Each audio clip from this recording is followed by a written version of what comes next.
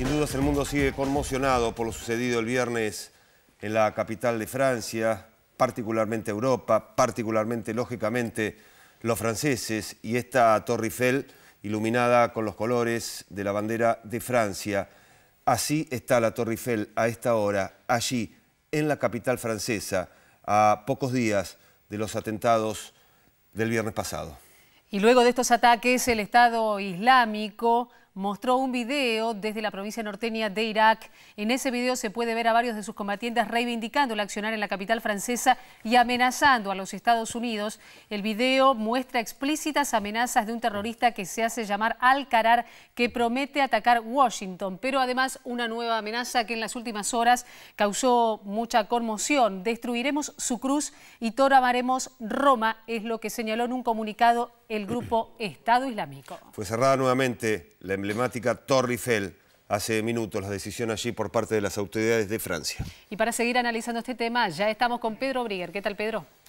Buenas noches. Lo que vamos a tratar de analizar es qué está pasando en Irak y en Siria, porque justamente lo que está haciendo Francia es bombardeando Siria. Recordemos que el gobierno de Bashar al-Assad está denunciando al gobierno siria que está interviniendo en su país sin su autorización y que esto marca una diferencia con los bombardeos rusos, porque Rusia le ha pedido autorización al gobierno sirio. En realidad el gobierno sirio es el que le ha pedido a Rusia que bombardee al Estado Islámico. Vamos a ver de qué se trata esto. En primer lugar vamos a ubicar aquí Siria e Irak, donde está bombardeando hoy, según lo que dicen las fuentes francesas, una ciudad que se llama Raqqa, que está en la zona del norte de Siria. Siria hoy, en el medio de esta guerra civil, está dividida en muchos sectores. Vamos a mostrarles solamente una parte de esto. ¿Qué es lo que maneja hoy el gobierno con la capital, Damasco? Uno podría decir que básicamente la zona que da sobre el Mediterráneo. Esto es el bastión del gobierno del presidente Bashar al-Assad. Importante recordar que sobre el Mediterráneo es donde justamente los rusos tienen una base militar. Por eso es tan importante también el contexto histórico de la relación entre lo que era la Unión Soviética, hoy Rusia, con Siria. No los vamos a confundir demasiado dibujando todo el mapa, pero sí es importante saber que el Estado Islámico, así se lo llama hoy en día, controla una parte de Siria y una parte de Irak. Controla la ciudad de Raqqa, de más de 200.000 habitantes, que es la que está bombardeando ahora el gobierno de Francia, y también la ciudad de Mosul, en el norte de Irak, donde todavía hay fuertes combates. Ahora, si ustedes miran las fronteras, porque esto es algo interesante para recordar, si ustedes miran la frontera, verán que una parte parece delineada con una regla y lápiz. Efectivamente, fue delineada con regla y lápiz. Estos dos países no existían a principios del siglo XX. Esto los franceses y los británicos, en un acuerdo secreto en 1916, se repartieron ese territorio. Lo dividieron en dos.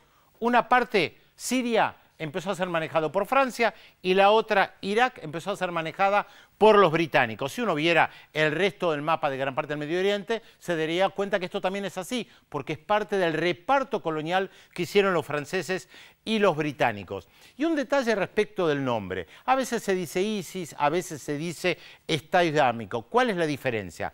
Cuando este grupo surge en Irak, aquí en Irak, recordemos que Bagdad es la capital, que en el 2003 fue ocupada por los norteamericanos, surge una resistencia a esa ocupación que deriva en algo que se llama Estado Islámico de Irak y Siria. Solo que Siria, en árabe, se utiliza una palabra que Sham, por eso nosotros vemos aquí, cuando vemos la capital Damasco, la palabra Sham, en árabe, que es como por lo general en el mundo árabe se conoce a la capital Damasco, pero no solamente a la capital Damasco, sino que gran parte de este territorio era conocido a principios del siglo XX con el nombre de Sham.